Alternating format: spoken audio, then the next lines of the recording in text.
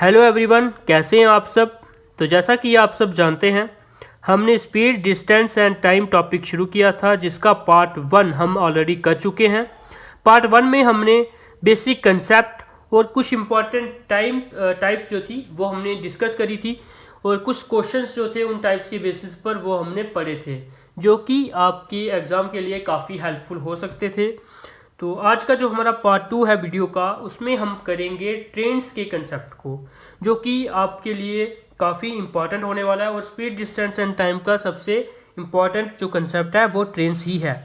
ये एक ऐसा टॉपिक है जो आपको 2 से 3 मार्क्स जो है वो एग्ज़ाम में दिला सकता है। तो इसको आपने बिल्कुल बेसिक से समझना है और आज की वीडियो को शुरू से लेकर अंत तक देखना है, ताकि इन फ्यूचर आपको ट्रेन्स के कंसेप्ट में कोई भी कंफ्यूजन ना रहे और ना ही कभी रिलेटिव स्पीड के कंसेप्ट में कोई कंफ्यूजन रहे। तो चलिए देर न करते हुए हम अपनी वीडियो शुरू करते हैं।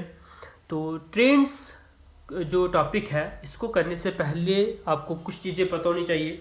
तो वो चीज़ें क्या हैं वो हम अभी डिस्कस करेंगे। तो सबसे पहले ये चीज़ तो सबको पता होगी कि distance is equal to speed into time. तो ये हमने कल किया था ये फार्मूला, और इसके बेसिस पर अच्छे खासे क्वेश्चंस भी किए थे। ट्रेन्स में भी इसका बहुत ज़्यादा जो है वो रोल रहेगा। तो ये फार्मूला अगर आपको आता है तो आपका जो ट्रेन्स का जो कंसेप्ट है वो आपको 50% आ जाता है, अगर आपको ये फार्मूला आता है तो बस इसका आपको हर एक क्वेश्चन में यूज़ दिखेगा। तो दूसरी बात क्या है, ये जो 3 चीज़ें मैंने डिफरेंट लिखी हुई हैं, तो हम सबसे पहले इन कंसेप्ट को समझेंगे। तो चलिए पहला कंसेप्ट समझते हैं ट्रेन्स के रिलेटेड।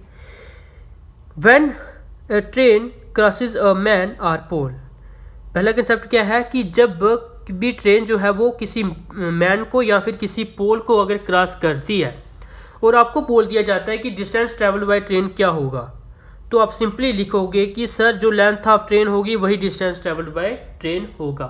बात समझ आई? कि मान लीजिए आपको बोल दिया जाता है कि a train of 100 metre length crosses a man, तो what will be the distance travel by the train.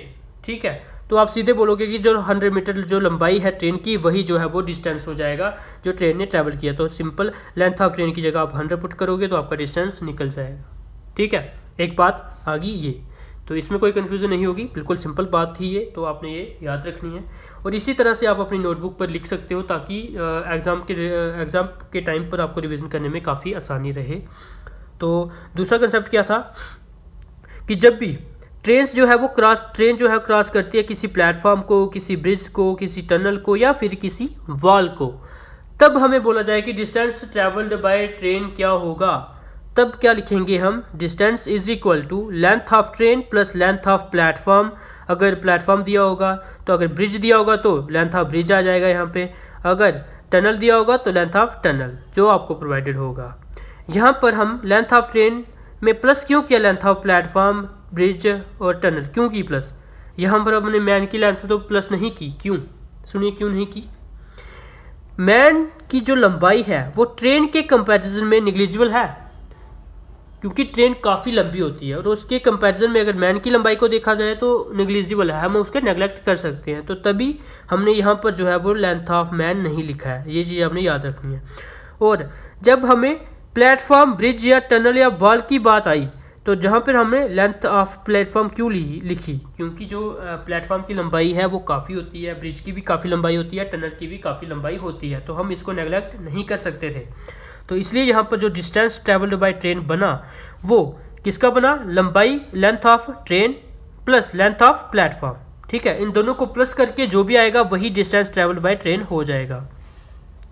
ये बात आपने याद रखनी है जब भी आपको ट्रेन क्रॉस करेगी किसी भी प्लेटफॉर्म या ब्रिज या टनल या वॉल को। ठीक है, इन दोनों कंसेप्ट में आपको कोई कन्फ्यूजन नहीं होगी। तो चलिए अब हम नेक्स्ट जो कंसेप्ट है वो पढ़ते हैं।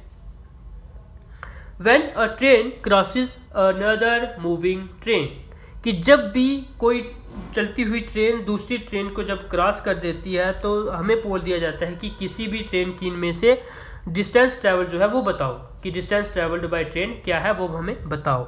तो हम सिंपली क्या करेंगे, length of train 1 plus length of train 2, इन दोनों की लेंथ जो होंगी ट्रेनों की उनको प्लस करेंगे, और जो हमारा जो आएगा वो हमारी जो क्या हो जाएगा, डिस्टेंस हो जाएगा। इन दोनों की लंबाई को प्लस करके जो भी हमारा रिजल्ट आएगा वो हमारा डिस्टेंस हो जाएगा। तो होप इसमें आपको कोई कन्फ्यूज़न नहीं होगी। पहले कंसेप्ट में हमने सिंपल लिखा कि distance will be the length of train, तो सेकंड कंसेप्ट जो था उसमें हमने लिखा कि distance will be the sum of length of train plus length of platform, bridge, tunnel, जो भी हमें प्रोवाइडेड होगा क्वेश्चन में। और थर्ड हमने लिखा कि distance will be sum of length of train 1 plus length of train 2। तो इनको हमने सम करना है। ये 3 कंसेप्ट आपको समझ आने चाहिए अच्छे से, इनमें कोई कन्फ्यूज़न आपको नहीं होनी चाहिए। तो ये अगर आपको ये चीज़ें समझ आ चुकी हैं, एक मैंने आपको ये फार्मूला बताया और ये 3 चीज़ें मैंने आपको बताई, ये आप अगर अच्छे से समझ लेते हो तो इसके बाद आपको क्वेश्चन में कोई भी दिक्कत नहीं आने वाली है। इसी के साथ एक कंसेप्ट आता है रिलेटिव स्पीड का, ठीक है। इस कंसेप्ट को भी आपने बिल्कुल ध्यान से समझना है। ये कब यूज़ होगा, ये जो हमने थर्ड कंसेप्ट करा इसमें यूज़ होता है कि जो मूविंग ट्रेन्स हैं दोनों वो अपोजिट डायरेक्शन में है या सेम डायरेक्शन में है, तो वहाँ पे हम रिलेटिव स्पीड का कंसेप्ट लगाते हैं। तो समझिए क्या है चीज़। जब भी कभी 2 ट्रेनें जो है पैरेलल रूट पर चल रही हैं, एक दूसरे के पैरेलल चल रही हैं और वो सेम डायरेक्शन में चल रही हैं, ठीक है, कि एक ही डायरेक्शन में दोनों ट्रेन चल रही हैं और पैरेलल चल रही है, ठीक है, तो हम जो स्पीड लेंगे तो वो हम स्पीड कौन सी लेंगे, रिलेटिव स्पीड लेंगे। और कौन सी लेंगे, डिफरेंस ऑफ स्पीड, ठीक है। दोनों ट्रेनें हैं, मान लीजिए ये ट्रेन 1 है और ये ट्रेन 2 है और इन दोनों की जो स्पीड्स हैं वो अलग अलग हैं, तो जो इन दोनों ट्रेन्स की स्पीड का डिफरेंस होगा तो हम वो लेंगे, ठीक है। Speed of train 1 minus speed of train 2 और speed of train 2 minus speed of train 1। यहाँ से आपको समझ जाना है कि जब भी कभी 2 ट्रेनें पैरेलल और सेम ही डायरेक्शन में चल रही हैं तो हमने उनकी जो है डिफरेंस ऑफ स्पीड्स लेना है, ठीक है।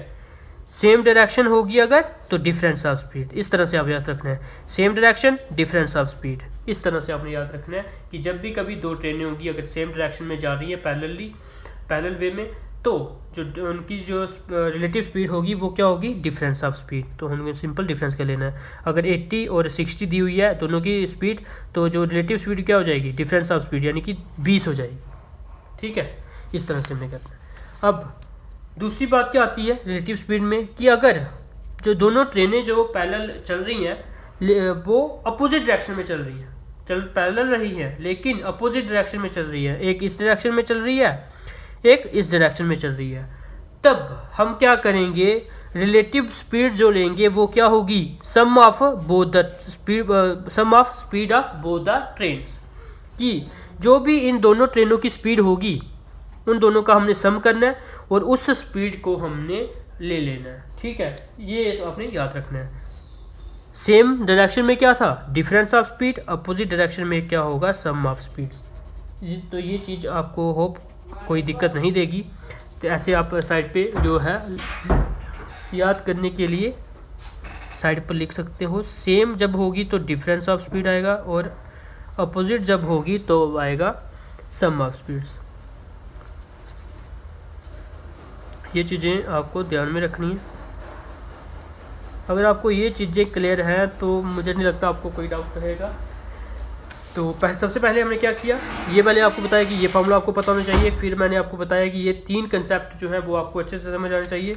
उसके बाद मैंने आपको बताया कि रिलेटिव स्पीड का कंसेप्ट क्या है, कि जब सेम डायरेक्शन में मूव कर रही होंगी तो हम डिफरेंस ऑफ स्पीड्स लेंगे और अपोजिट डायरेक्शन में मूव कर रही होंगी तो हमने सम ऑफ स्पीड्स लेना है। तो यह हम क्वेश्चन करेंगे इनके बेसिस पर, तो ये आपको तीनों कंसेप्ट जो है अच्छे से समझ आ जाएंगे। तो चलिए हम क्वेश्चंस पर मूव करते हैं। सबसे पहला क्वेश्चन पढ़िए। काफ़ी शुरू में मैंने काफ़ी इजी क्वेश्चंस लिए हैं तो आपको कोई दिक्कत नहीं देने वाले हैं ये क्वेश्चंस, लेकिन जैसे ही हम आगे आगे मूव करते जाएंगे तो आपको थोड़े अच्छे और टिपिकल क्वेश्चन जो है वो देखने को मिल सकते हैं। तो सबसे पहला क्वेश्चन जो है वो मैंने काफ़ी ईजी लिया हुआ है, तो आप खुद से ट्राई करिए। तो मैं करता हूँ इसको सॉल्व। पढ़िए क्वेश्चन को क्या है कि ये 100 metre long train with the speed of 30 kilometre per hour can cross a man in how much time, कि वो किसी मैन को कितने टाइम में क्रॉस कर देगी। तो हमें प्रोवाइडेड क्या क्या है, सबसे पहले हमें ये देखना है कि हमें दिया क्या गया है क्वेश्चन में।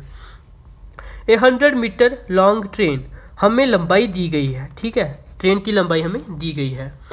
तो जो ट्रेन है वो किस गति से मूव कर रही है, 30 किलोमीटर पर आवर की स्पीड से जो है वो मूव कर रही है, यानी कि हमें लंबाई मिल चुकी है जो कि डिस्टेंस ही है एक हिसाब से, और हमें स्पीड मिल चुकी है। तो हमें निकालना क्या है, हाउ मच टाइम, यानी कि टाइम हमें निकालना है। तो मैंने आपको बताया कि सबसे पहले ये फार्मूला आप सबको पता होना चाहिए, distance is equal to speed into time. अगर आपको ये फार्मूला आता है तो बताइए मुझे, आपको कोई कन्फ्यूज़न होगी इसमें टाइम निकालने के लिए। स्पीड आपको प्रोवाइडेड है, और मैंने आपको बताया कि जब भी कोई ट्रेन जो है वो किसी मैन को जब क्रॉस करती है तो डिस्टेंस क्या होता है, पढ़िए जरा यहाँ पे हमने क्या किया। डिस्टेंस उस टाइम होता है लेंथ ऑफ ट्रेन। तो लेंथ ऑफ ट्रेन हमें दी तो गई है 100 मीटर, तो डिस्टेंस की जगह क्या आ जाएगा, लेंथ ऑफ ट्रेन। क्योंकि हमने अभी करा कि जो जब भी कोई ट्रेन जो है मैन को क्रॉस करती है तो जो डिस्टेंस होता है वो लेंथ ऑफ ट्रेन ही होता है। तो स्पीड कितनी है, स्पीड की जगह आ जाएगा हमारा कितना, 30 किलोमीटर पर आवर में दी गई है, लेकिन हमारा जो लंबाई थी वो मीटर्स में थी। तो इसको मीटर में करने के लिए मैंने आपको कल बताया था कि इसको हमें 5/18 से जो है वो मल्टीप्लाई करना पड़ता है। तो टाइम हमें नहीं पता, तो टाइम का यहाँ पे आ जाएगा t। तो करिए सॉल्व। लेंथ ऑफ ट्रेन क्या है, 100 दी गई है हमें, 100 मीटर, और इसको सॉल्व करिए। ये आ जाएगा आपके पास 6 3 6 5, ठीक है। तो यहाँ से आप निकाल सकते हो 25/3 मल्टीप्लाई बाई टी। तो ये इस साइड जाएगा, जब टी को यहाँ पे रहने दीजिए, और ये आ जाएगा 100 मल्टीप्लाई बाई 3 डिवाइडेड बाई 25। यहाँ से ये 4 से कट जाएगा और आपका आ जाएगा 12 मिनट आएगा, सेकंड आएगा, बताना क्या आएगा।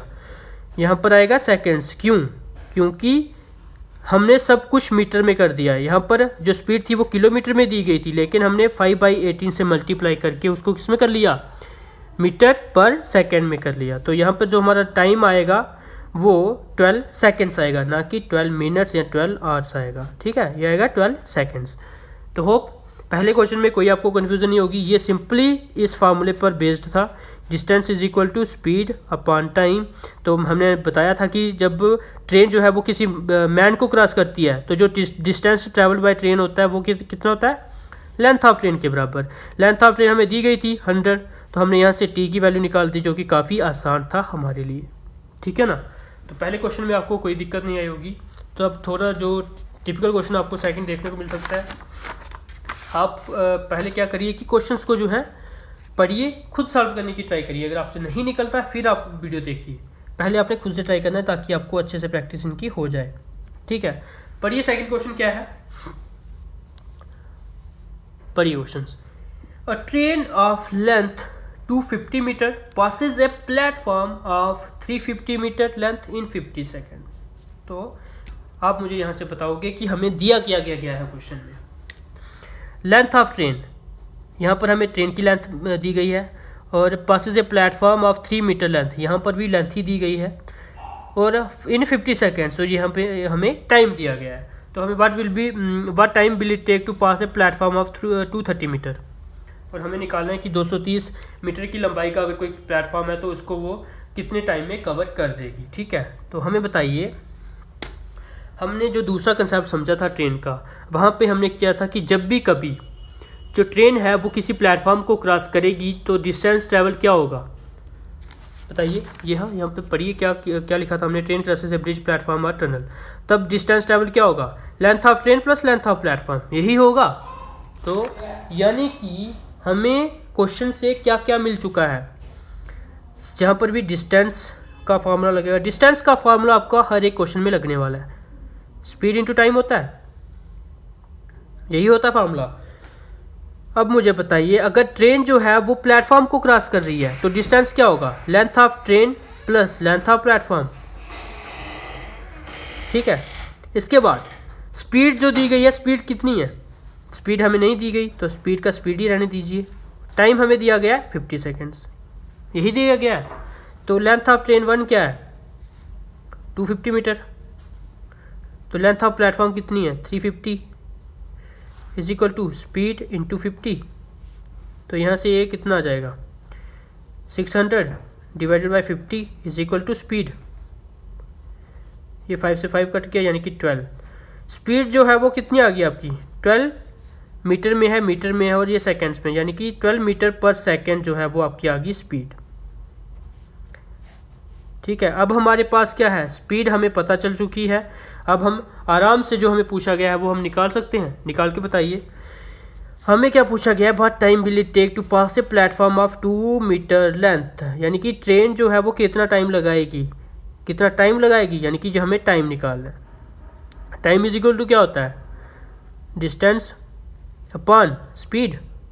स्पीड हम निकाल चुके हैं, स्पीड कितनी आई हमारी 12। तो डिस्टेंस क्या होगा, मैंने आपको बताया कि जब भी जो प्लेटफॉर्म को ट्रेन अगर क्रॉस करे तो जो डिस्टेंस होता है वो होता है length of train plus length of platform. तो लेंथ ऑफ ट्रेन क्या थी 250, यानी कि 250 आ गई लेंथ ऑफ ट्रेन, और लेंथ ऑफ प्लेटफॉर्म क्या पूछी गई हमें 230, ये आ गया 230।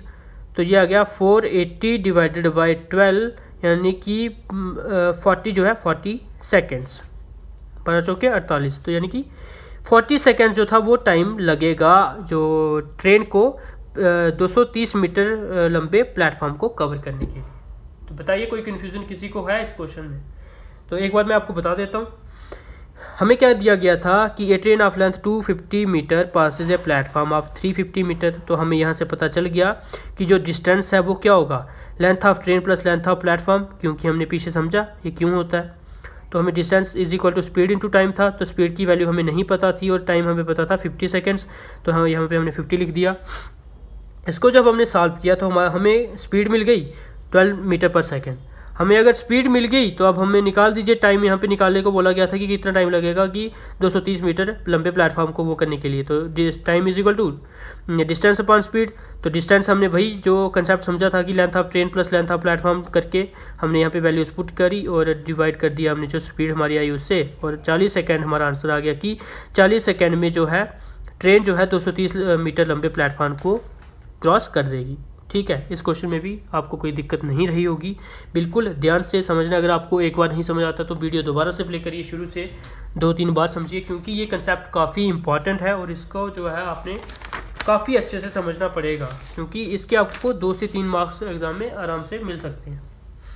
तो पढ़िए, अब थर्ड क्वेश्चन खुद से ट्राई करिए, नहीं होता उसके बाद ही वीडियो पे आइए। अब आपका यहाँ पे रिलेटिव स्पीड का कंसेप्ट लगेगा, तो आपने बिल्कुल ध्यान से इस क्वेश्चन को करना है। A 260 meter long train running at the speed of 120 km per hour crosses another train running in opposite direction at the speed of 80 km per hour in 9 seconds. What is the length of train? Second train, ठीक है, हमें speed किसकी length किसकी निकालनी है, जो second train है उसकी हमें लेंथ निकालनी है। ठीक है, तो चलिए सबसे पहले मुझे सब लोग बताइए कि ये फार्मूला सबको आता है।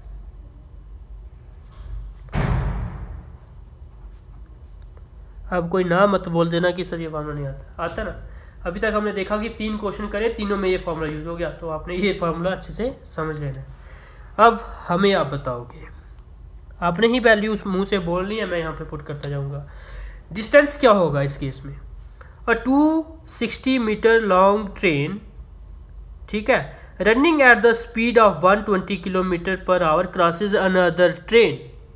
बताइए, हमने अभी अभी करा था ये कंसेप्ट, थर्ड कंसेप्ट पढ़िए, when A train crosses another moving train, पढ़ा था ये। तो इसमें क्या बोला गया था कि जो डिस्टेंस होगा वो दोनों ट्रेन की लंबाई का सम होगा, यही बोला था। तो यहाँ पर बताइए, एक की तो हमें लंबाई दी गई है कि 260 मीटर है वही पहली ट्रेन की लंबाई, और वो दूसरी ट्रेन को क्रॉस कर देती है, उसकी जो है स्पीड दी गई है दूसरी ट्रेन की, लेकिन उसकी लंबाई नहीं दी गई। देखा आपने कि पहली जो ट्रेन थी उसकी जो स्पीड थी 120 किलोमीटर पर आवर दी गई है, वो क्रॉस कर देती है दूसरी ट्रेन को जो कि अपोजिट डायरेक्शन में मूव कर रही है at the speed of 80 kilometre per our. ठीक है, लेकिन इसकी तो हमें लंबाई नहीं दी गई सेकेंड ट्रेन की, तो हम यहाँ पर क्या करेंगे, 260 जो है वो लेंथ ऑफ ट्रेन 1 आ गई, प्लस एक्स मान लेते हैं जो length of speed length of second train है जो, उसको हम मान लेते हैं कि ये एक्स है। ठीक है, तो यानी कि डिस्टेंस क्या हो गया, sum of the length of both the trains, तो होगी दोनों ट्रेन्स की जो लंबाई थी उनका सम कर लिया मैंने, तो मुझे मिल गया डिस्टेंस। बिल्कुल सर मिल गया। अब स्पीड, यहाँ पर कौन सी स्पीड आएगी ये मुझे आप बताइए। मैंने आपको बताया था कि जब भी दो ट्रेनें जो हैं वो एक साथ मूव करती हैं, पैरेलली मूव करती हैं, तब हम रिलेटिव स्पीड का कंसेप्ट लगाते हैं। तो यहाँ पर लगाइए रिलेटिव स्पीड का कंसेप्ट। तो यहाँ पर हम बोला गया है कि जो दोनों ट्रेनें हैं वो अपोजिट डायरेक्शन में मूव कर रही हैं, ठीक है, अपोजिट डायरेक्शन में मूव कर रही हैं। तो मैंने आपको बताया था कि रिलेटिव स्पीड में जब अपोजिट डायरेक्शन में जब मूव करती हैं ट्रेनें तो हम सम ऑफ स्पीड लेते हैं, जो दोनों ट्रेन्स होती हैं उनकी जो स्पीड है उनका सम ले लेते हैं। तो यहाँ पर स्पीड में क्या आएगा, दोनों ट्रेनों की जो स्पीड है उनका सम आ जाएगा, क्योंकि यहाँ पर अपोजिट डायरेक्शन में बोला गया है। तो 120 + 80 कितना आ गया, 200। लेकिन अब मुझे बताइए, जो स्पीड है वो दी गई है km/h में, लेकिन जो लंबाई है वो दी गई है 260 मीटर में, यानी कि वो मीटर में है और इसके यूनिट किलोमीटर में है। और मैंने आपको बताया था कि किलोमीटर से जब मीटर आना होता है तो हम सिंपली 5/18 से मल्टीप्लाई कर देते हैं। कल की वीडियो में हमने समझा था ये। तो इसी के साथ टाइम बताइए, वो दिया गया हमें कि जो 9 सेकेंड में क्रॉस कर देती है, तो टाइम की जगह आ जाएगा 9। अब मुझे बताइए कि कौन नहीं सिंप्लीफाई कर सकता है इसको, हर कोई कर सकता है। तो करिए सिंप्लीफाई इसको, 9 × 2 = 18, 200। तो यहाँ पर आ गया 260 + x = 500। तो x = 50 - 260। तो यानी कि x = इसको जब हम माइनस करेंगे तो आएगा 240। यूनिट क्या आएगा बताना, यूनिट आएगा मीटर, क्योंकि हमने यहाँ पर स्पीड को मीटर/सेकंड में कन्वर्ट कर दिया है, ठीक है। 240 मीटर जो होगी वो स्पीड होगी सेकंड ट्रेन की, क्योंकि हमने x क्या मानना था कि जो लेंथ है जो वो है सेकंड ट्रेन की x, यही माना था हमने। तो वो x जो है वो आ गई आपकी length of second train will be 240 metre, ठीक है। ये आपका आ गया आंसर। बताइए कोई कन्फ्यूज़न किसी को आई इसमें? हमने सिर्फ क्या किया, डिस्टेंस का फार्मूला इसमें लगाया है और एक रिलेटिव स्पीड का हमने कंसेप्ट लगाया है, ठीक है। रिलेटिव स्पीड का कंसेप्ट भी इसमें लगाया। तो आपने अच्छे से ध्यानपूर्वक इस क्वेश्चन को अटेम्प्ट करना है। तो डिस्टेंस की जगह हमने पता है आपको दोनों ट्रेनों की जो लंबाई थी उनका सम लिया। क्यों लिया सम? क्योंकि हमें पता है कि जब भी एक ट्रेन दूसरी ट्रेन को, मूविंग ट्रेन जो होती हैं दोनों एक दूसरे को क्रॉस करती हैं, तब हम डिस्टेंस जो होता है वो लेते हैं length of train 1 + length of train 2। Length of train 2 नहीं दी गई थी तो हमने उसको x अज्यूम कर लिया। रिलेटिव स्पीड हमने, अब हमें पता है अपोजिट डायरेक्शन में जब मूव करती हैं तो रिलेटिव स्पीड क्या लेते हैं हम, दोनों ट्रेनों की स्पीडों का सम कर लेते हैं। तो यहाँ पे मैंने सम कर लिया। लेकिन स्पीड जो थी वो हमें km/h में दी गई थी, हमें चाहिए किस में थी, मीटर/सेकंड में। मीटर/सेकंड में करने के लिए मैंने इसको 5/18 से मल्टीप्लाई कर दिया। तो मल्टीप्लाई बाय टाइम हमें दिया गया था 9, तो उसके बाद मैंने सिंप्लीफाई कर दिया तो हमें लेंथ ऑफ सेकंड ट्रेन मिल गई। तो होप तो किसी भी दोस्त को कोई कन्फ्यूज़न नहीं होगी। अगर आपको कोई कन्फ्यूज़न आती है तो प्लीज़ हमें कमेंट सेक्शन में बता देना। तो पढ़िए क्वेश्चन क्या है। 2 trains of equal length are running on parallel lines in the same direction at 46 km/h and 36 km/h. The faster train passes the slower train in 36 seconds. The length of each train is. बताइए इस question को हम किस तरह से करेंगे। तो आप वीडियो पास करके ट्राई करिए, मैं खुद सॉल्व करता हूँ इसको। तो इसमें भी हम फार्मूला जो है सेम रहेगा, क्योंकि हम टॉपिक ही यही पढ़ रहे हैं, तो फार्मूला तो ये हर एक क्वेश्चन में लगेगा ही लगेगा। तो निकालिए क्वेश्चन। मुझे बताइए इसमें हम डिस्टेंस में क्या पुट करेंगे। डिस्टेंस = स्पीड × टाइम, ये हमें फार्मूला पता है। 2 trains of equal length are running on parallel lines. तो डिस्टेंस क्या होगा, length of train 1 + length of train 2। क्या हमें लेंथ दोनों में से किसी की भी लेंथ दी गई है? नहीं दी गई है सर। तो हम क्या करेंगे, इनको मान लेंगे L1, L जो थी L इक्वल लेंथ है ना दोनों की, तो हम मान लेते हैं कि L पहली वाली की ट्रेन की लंबाई है, तो दूसरी वाली की क्या हो जाएगी, उसकी भी L हो जाएगी, क्योंकि जो है दोनों की इक्वल लेंथ है। तो डिस्टेंस की जगह क्या आ जाएगा, L + L, यानी कि length of train 1 + length of train 2। ठीक है, यहाँ तक कोई कन्फ्यूजन नहीं होगी। अब आगे बढ़िए। और इन द सेम डायरेक्शन में अगर मूव कर रही हैं और उनकी स्पीड्स अगर हमें दी गई हैं, तो सेम डायरेक्शन में मुझे पता है कि हम रिलेटिव स्पीड का कंसेप्ट लगाएंगे। और स्पीड सेम डायरेक्शन के केस में क्या होता है, डिफरेंस ऑफ स्पीड होता है हमेशा, कि जब भी कोई दो ट्रेनें हैं वो सेम डायरेक्शन में जाती हैं तो जो स्पीड हम लेते हैं वो स्पीड्स का डिफरेंस होता है, दोनों ट्रेन्स की स्पीड्स का डिफरेंस होता है। 46 माइनस 36 करेंगे हम तो क्या आ जाएगी 10। लेकिन यहाँ पर जो हमें स्पीड है वो किलोमीटर पर आवर में दी गई है, ठीक है, और जो लास्ट में जो हमें दिया गया है टाइम वो दिया गया है हमें सेकंड्स में। जी चीज़ आपने देखी, तो यानी कि जो हमारी स्पीड है उसको हमें मीटर पर सेकंड में कन्वर्ट करना पड़ेगा। अगर हमें इधर 36 आर दिया होता तो तब जो है स्पीड किलोमीटर पर आवर में ही रहती, तो अब तब हम इसको चेंज नहीं करते। लेकिन अब क्या है, यहाँ पर 36 सेकेंड्स है, यानी कि सेकेंड्स में बात चल रही है, तो हमें जो है स्पीड वो भी मीटर पर सेकंड में करनी पड़ेगी। उसके लिए हम इसको करेंगे 5/18 से मल्टीप्लाई, और टाइम हमें दिया गया कितना 36 सेकेंड्स ऑलरेडी दिया हुआ है, तो टाइम की जगह आ गया 36। तो L + L 2L is equal to 18 2 ज़ा 5 2 ज़ा 10 10 10 ज़ा 100, यानी कि लेंथ इज इक्वल टू 100/2 50, यानी कि जो लेंथ है ईच ट्रेन की वो है 50 मीटर, ठीक है। एल की वैल्यू हमें मिल गई 50 मीटर। हमें पूछा गया था लेंथ ऑफ ईच ट्रेन, यानी कि दोनों लेंथ की, दोनों जो ट्रेन हैं उनकी लंबाई कितनी आएगी 50 मीटर और 50 मीटर, दोनों की 50 मीटर जो है लंबाई आएगी। इस क्वेश्चन में मुझे नहीं लगता आपको कन्फ्यूजन होगी, मैं एक बार आपके लिए रिपीट कर देता हूँ। हमें दिया गया था कि दो ट्रेनें हैं इक्वल लेंथ की हैं और पैरेलल लाइन में चल रही हैं सेम डायरेक्शन में, तो हमें फार्मूला लगा दिया distance equal speed into time, क्योंकि हमें स्पीड दी गई है, टाइम दिया गया है। और डिस्टेंस की जगह हमें पता चल गया कि क्या आएगा कि दो ट्रेनें इक्वल लेंथ है और पैरेलल लाइन में चल रही हैं, तो length of train 1 plus length of train 2 होगा, वही डिफरेंस होगा, वही डिस्टेंस होगा। स्पीड हमें दी गई थी, लेकिन जब दो ट्रेनों की बात आ जाए तो रिलेटिव स्पीड का कंसेप्ट लगता है, तो यहाँ पर हमने देखा सेम डायरेक्शन है तो यहाँ पे डिफरेंस ऑफ स्पीड लगेगा। डिफरेंस हमने ली स्पीड की वो आ गया 10, लेकिन स्पीड जो थी वो किलोमीटर में थी, उसको मीटर में करने के लिए हमने 5/18 से मल्टीप्लाई कर दिया। टाइम हमें 36 सेकेंड दिया गया था, तो यहाँ से हमने एल की वैल्यू कैलकुलेट कर ली, जो कि काफ़ी ईजी हो गया हमारे लिए, ठीक है। तो इस क्वेश्चन में भी मुझे नहीं लगता किसी को कोई डाउट होगा, अगर कोई डाउट आता है तो प्लीज़ हमें बता देना, तो हम उनके डाउट्स को ज़रूर से ले लेंगे। अब पढ़िए next question. A train 800 metre long is running at speed of 78 kilometre per hour if it crosses a tunnel in 1 minute, then length of tunnel is. हमें टनल की लेंथ निकालने को बोला गया है, तो निकालिए टनल की लेंथ क्या होगी। यहाँ पर आप ये क्वेश्चन आप खुद से तो कर ही सकते हो आराम से, वीडियो पास करके खुद से ट्राई करिए। मैं इस क्वेश्चन को सॉल्व करता हूँ। हमें पता है सर कि distance is equal to speed into time होता है। ये ट्रेन है और एक टनल है।